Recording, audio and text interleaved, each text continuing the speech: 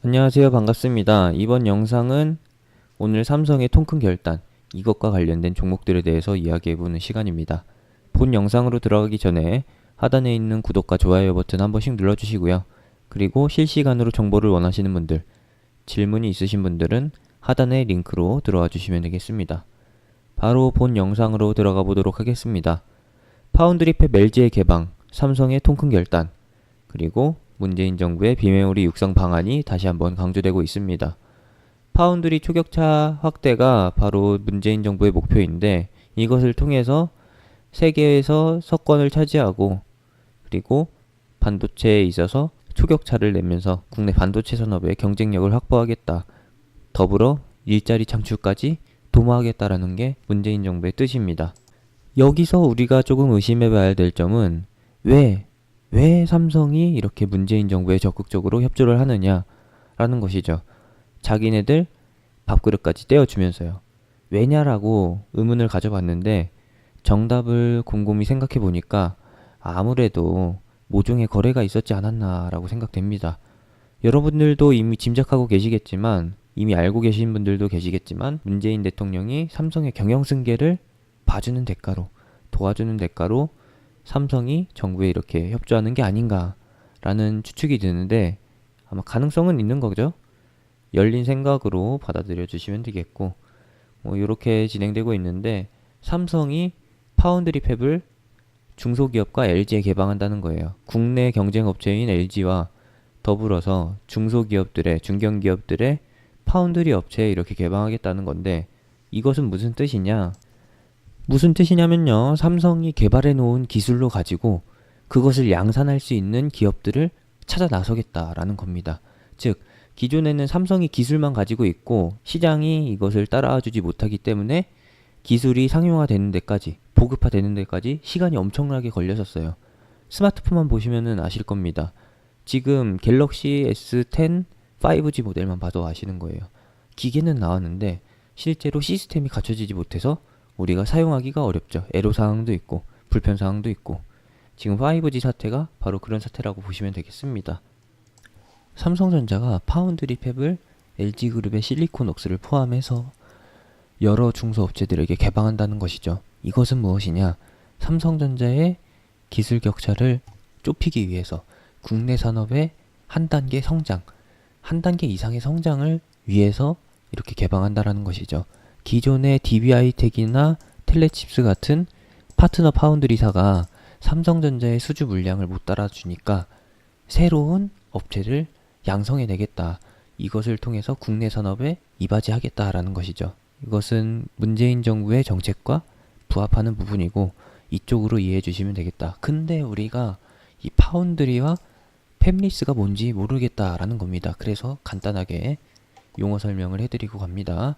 팹립스는 삼성전자에서 내려주는 기술을 실제 반도체 제품으로 만들 수 있게끔 개발하고 설계하는 단계. 이것을 진행하는 게 팹립스 업체인 거고 이 팹립스 업체는 따로 양산하는 공장이 없습니다. 단순히 개발하고 그것을 도면으로 설계해내는 단계만 거친다는 것이죠. 그리고 그것을 넘겨받는 게 파운드리 업체예요. 파운드리 업체가 개발과 설계 도면을 넘겨받아서 위탁 생산을 하는 것이죠. 파운드리는 생산업체, 팹리스는 개발업체라고 보시면 되겠습니다. 그래서 텔레칩스나 DB하이텍은 파운드리 업체, 위탁 주문 생산을 받는 업체인 것이고 그리고 삼성전자가 이번에 발표한 것은 팹립스 업체들에게 기술을 넘겨주겠다.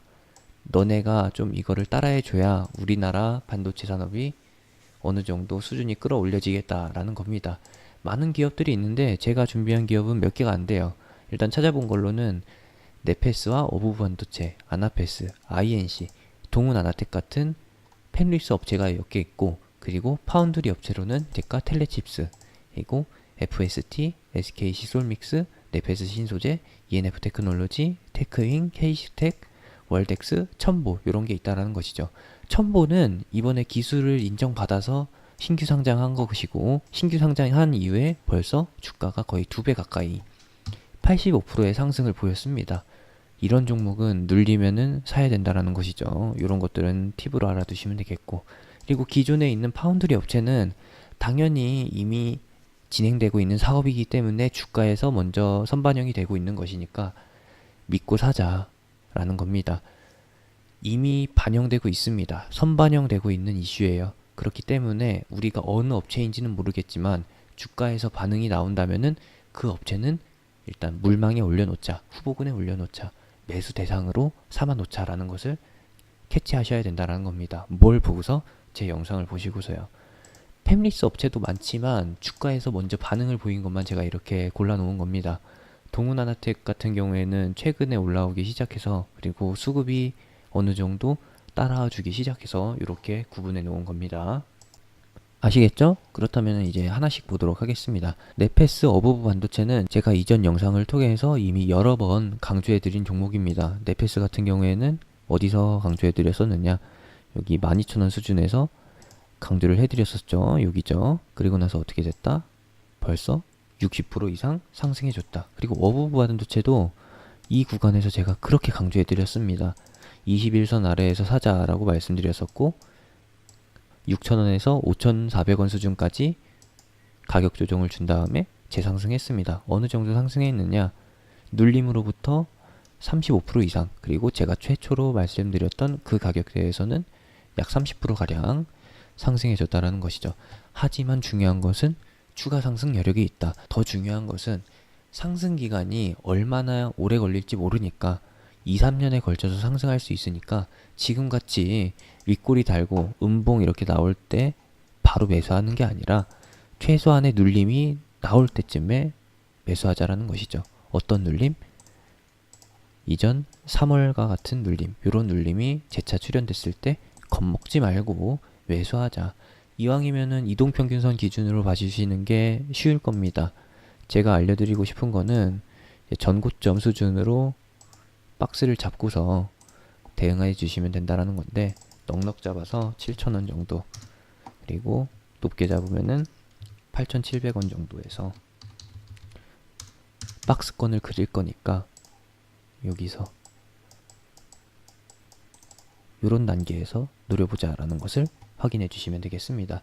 아나페스를 보시겠습니다. 아나페스도 최근에 상승세가 굉장히 가파르게 나타나고 있는데 외국인 수급은 이미 차익 실현에 들어갔고요. 기관 수급은 남아있지만 언제 매물이 출현될지 모르는 겁니다. 최근 흐름을 보시게 되면은 삼각수렴의 돌파가 나왔어요. 이 말은 무엇이냐? 이 돌파가 추가 상승 가능성도 있지만 눌렸다 갈 가능성도 있다. 지금 외국인 수급이 이탈됐기 때문에 우리는 눌림을 예상해 볼 수가 있다라는 것이죠. 정석적으로는, 이론으로는 23,000원까지 눌렸다가 반등할 가능성이 있지만 23,000원까지 내려오면 손절 물량들도 많기 때문에 투매 물량도 나올 거기 때문에 눌림의 폭은 조금 더 깊어질 수 있다. 그래서 우리는 이전 시세가 나오는 구간인 21,000원 초반선에서 23,000원 수준으로 봐주시면 좋을 것 같다 라고 의견을 드립니다. 그리고 INC도 마찬가지입니다. INC 이미 눌림이 진행되고 있는데 INC 추세적으로 보면은 깨지지 않았습니다. 중장기적 추세가 유지되고 있는데 단기적으로 급등하고 급락했기 때문에 재상승할 가능성은 조금 애매하지 않나.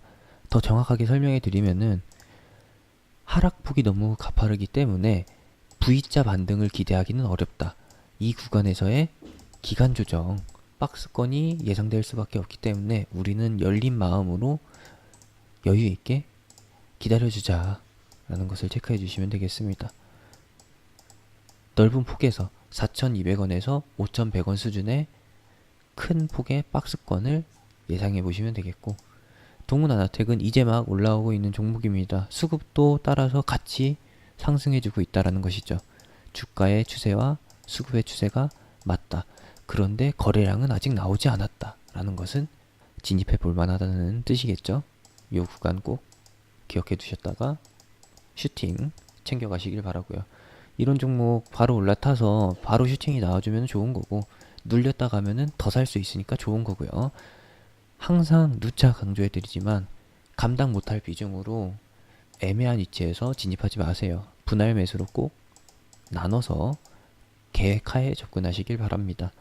동훈아나텍 같은 종목은 거래량이 없기 때문에 거래량이 터지는 순간이 시세가 나오는 순간이라고 알 수는 있겠지만 그때가 언제인지 모르니까 느긋하게 분할 매수로 잡아가야 된다라는 것이죠. 이 위치에서 비중을 50%로 잡아버리게 되면은 6,000원까지의 눌림에서 마이너스 10% 11%의 눌림에서 못 견딥니다. 멘탈이 나가요. 그러니까 분할 매수로 잡자라는 것이죠. 최소한 어디까지? 5,500원까지 분할 매수할 것을 염두에 두고, 그리고 5,400원 이하로 내려와 주게 되면은 담는 쪽으로, 베팅하는 쪽으로 계획을 잡아주시면 되겠습니다. 그냥 참고사항으로 들어주시면 되겠고, 그리고 파운드리 업체에 대해서도 보도록 하겠습니다.